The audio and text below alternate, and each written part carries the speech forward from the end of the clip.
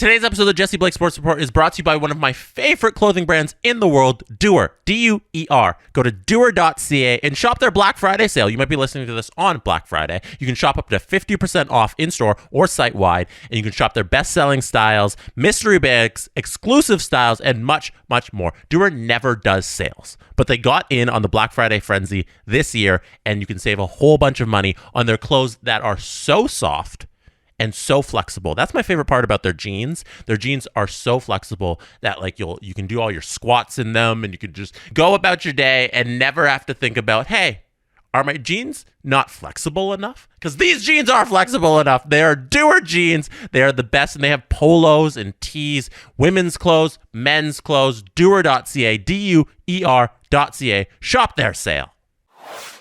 The Jesse Blake Sports Report is also brought to you by Sports Interaction. Think you know how it's going to go? Make your bet at Sports Interaction. Whether it's World Cup, hockey, football, basketball, Sports Interaction has you covered. Bet pregame, live and play, or on one of our many prop bets. Sports Interaction makes it easy to deposit, play, and cash out. Join now and see all that sports betting has to offer. Want to bet? Head to sportsinteraction.com/SDPN. That's sportsinteraction.com/SDPN. Please play responsibly. It is 18 plus, Ontario only. And tonight, I have for you something I'm calling the LA Parlay Payday.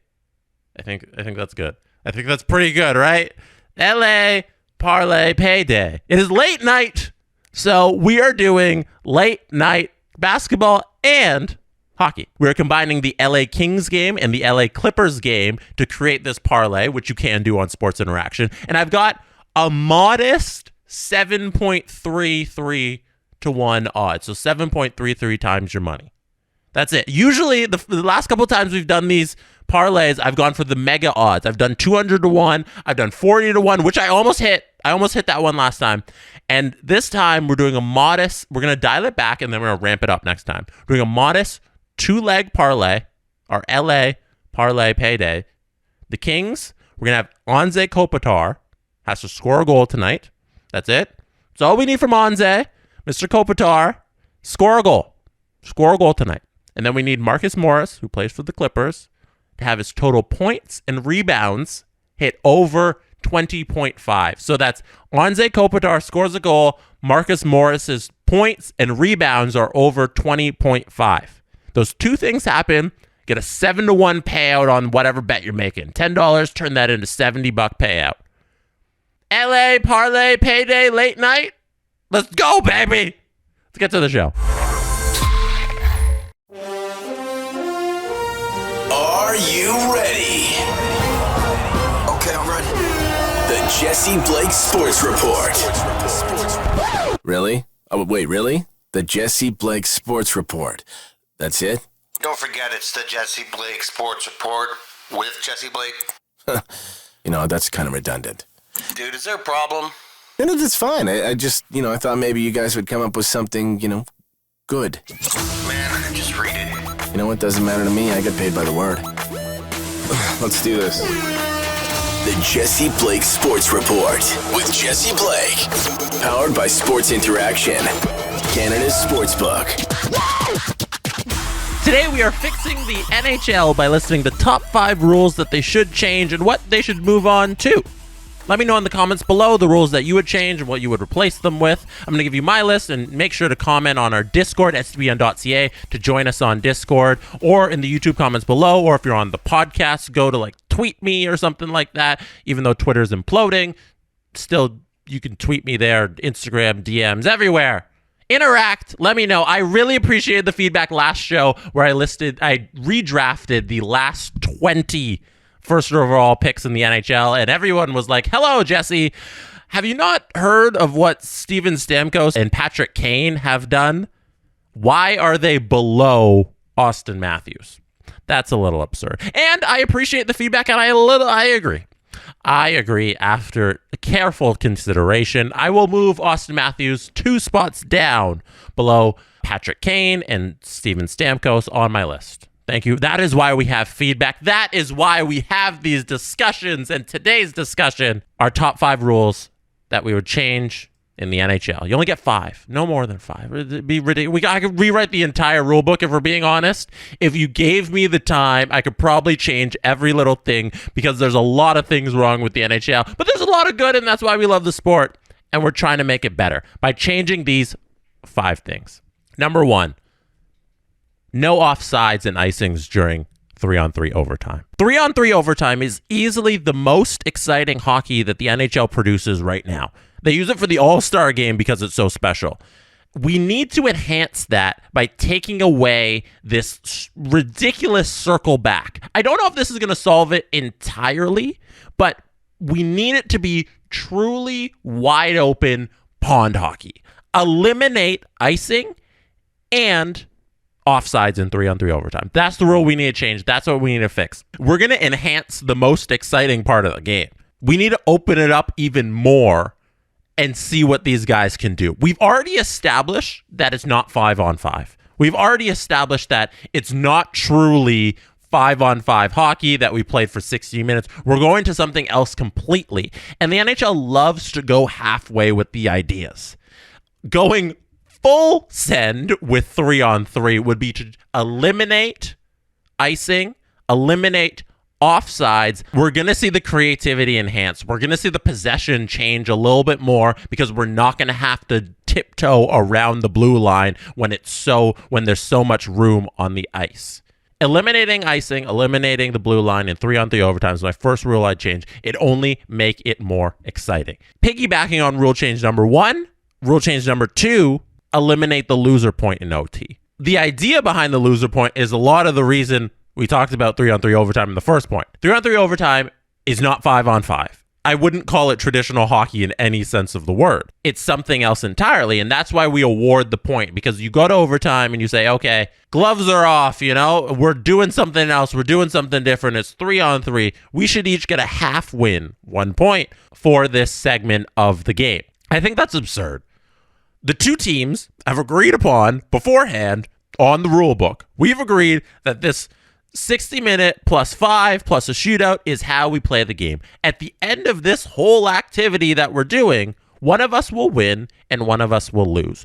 Why can't we just count wins and losses? My suggestion is you eliminate the loser point in OT. We go to wins and losses in NHL standings. I've seen some of the regraphs of hey, this is what it'll look like if the NHL was resorted the standings from last year, if it was just wins and losses. And there isn't much of a change. You notice that a lot of the same teams at the top are at the top. A lot of the same teams at the bottom are at the bottom because the majority of the teams win the games. A lot of the teams lose the game. Same teams that lose, same teams that win. We're going to get rid of this weird little floating parity that the NHL has created by offering these teams this bonus point. We're going to see actual good teams. And it's your job to be good in overtime. Nobody said you had to suck in overtime, Toronto Maple Leafs. If that's a part of the rules and part of the game, maybe you should strategize your team and practice it a little and get good and not lose so many points. The 3-2-1 system, so that would be 3 points for a win, 2 points for an OT loss in 3-on-3, and then 1 point for a shootout loss. I've seen that too, which makes teams go for it in OT, because then you get, hey, we can fight for that extra point in OT rather than going to the shootout. I think that just overcomplicates things. I think if we're going in that direction, all you're doing is complicating what's an already complicated sport to follow and a sport to watch. There's already so many rules. Why are we enhancing the complications on the rules? And it's not soccer, football, they call it in the rest of the world. It's not soccer where we have so many ties that we need to have point systems. I would just like to see wins and losses in the NHL. That's rule number 2 that I would change. Rule number 3 is that you shouldn't be able to ice the puck on the penalty kill. This makes zero sense if you truly think about it. Why does the team that's being penalized get an advantage playing the game? Why don't we just penalize them and then play at the same rules that we play at on 5-on-5? Why do we change the rules to make it easier for the team that took a penalty? So we're giving them an advantage. If you watched a game on Friday between the Minnesota Wild and the Toronto Maple Leafs, the Toronto Maple Leafs at one point were getting outshot 4-3 on the power play. I'm not saying it's easy to defend a power play. I'm not saying it's easy to be on the penalty kill, but it definitely helps when you can ice the puck. And I think the goal of the NHL should be to increase scoring in every single aspect of the game. Let's be honest here. Scoring is what drives the numbers, drives the audience numbers. People love more scoring. A lot of our rules here are to enhance scoring. I think opening it up in OT will enhance scoring. Why are we rewarding the team that took a penalty that we're penalizing with changing the rules so it makes it easier for them to play hockey? Have teams carry out the puck, get to the red line, dump it in, go for your line change. You shouldn't be able to send the puck all the way to the other end from your end where you're just defending. It makes it too easy at some points. It makes it way too easy. We need to get rid of icing the puck while on the PK. Rules number 4 and 5 that I would change are kind of personal beefs here, because I have personal beefs with the referees and how refereeing is done across all sports. And refereeing in the NHL right now is not the greatest. I don't think it's at its greatest point. Refereeing is a hard job, don't get me wrong, but I don't think it's at where it should be. We can always get better. We can always get better. That should be the philosophy of this whole thing of making all these rule changes. We can always get better. One thing I think the NHL can do to get better, rule number 4 change. Refs can't kick you out of the face-off circle. I watch too much hockey, and the thing that makes me so upset every time I see it, there's never been a moment where I don't get upset when I see it. When a ref fake drops the puck, the guys in the circle react because you are dropping the puck, and then he just picks the guy and is like, you went a little early. Get out of here. Bring in the left winger. Centerman, you gotta get out of here. Why? The game's not about you. Just drop the puck. I think refs should have to drop the puck on first go. That's it. Just drop the puck. As soon as you got in your hand, as soon as the two guys are set, as soon as they're down, drop the puck. If one guy jumps, that's the skill of the face-off dot. He's getting down to get the puck. He's trying to win the face-off. Of course he's going. Like, just drop the puck. No more of that. I feel like I'm the only person who gets really upset at their television every time a ref fake drops it, kicks out the centerman, brings in the left winger, fake drops it, kicks out the other team's centerman, brings in the right winger. Like, come on, guys. Drop the darn puck. We don't need all this dog and pony show, all these shenanigans. Drop the puck. You can't kick anybody out anymore. I'm changing the rule where refs have to immediately drop the puck once everybody's safe. Once everybody's settled, drop the puck. That's the rule. Lastly, number 5. This one, I think, I don't know how you can disagree with this. This fixes everything. This fixes the most angry part of the NHL right now. All video reviews should be done by NHL head office / Toronto / New York / the official in the sky. Take away the darn coach's challenge. Why do we have it? Why must we make getting it right a game?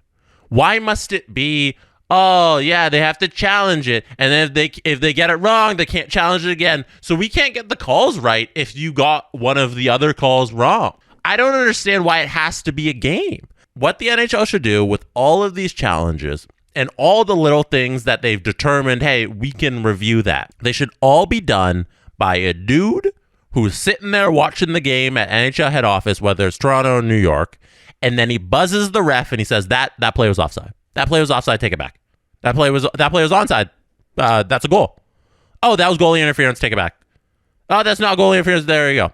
Oh, that was high sticking, there it is. Call it that guy. Why can't a guy just buzz and say that? Why can't there be a third party sitting in the arena if you want to do head office, you want even quicker? Dude, in every arena, on every game, fly him around with the refs. There's an extra body, extra referee you get to pay.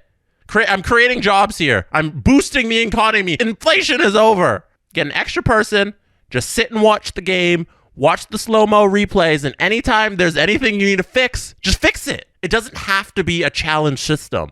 Just have the person fix the game and get the call right. I don't know why we can't just get it right if that's the goal of the whole instant replay is to get it right. So why wouldn't we just get it right each time by having a person look at the replay and then buzz down the referee instantly and be like, hey, that's done.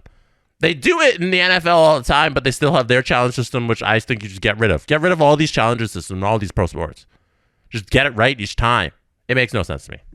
Those are my 5 rules. Those are my 5 rules I want to change in the NHL. I think all 5 of those things will make the league so much better. There's a whole list of other things we could have gone through, but those are my 5. Those are my top 5. All right, let me know what you think in the comments below on our Discord, sdpn.ca, to join the SDPN Discord. If you are listening to this on your podcast feed, please like and rate it 5 stars, please. Thank you. That is it for me today. I will be back very soon with another list. You could have been anywhere in the world which shows be listening or watching this right now, and I appreciate you for that. Have a good night. Talk to you soon. And that is how it's done.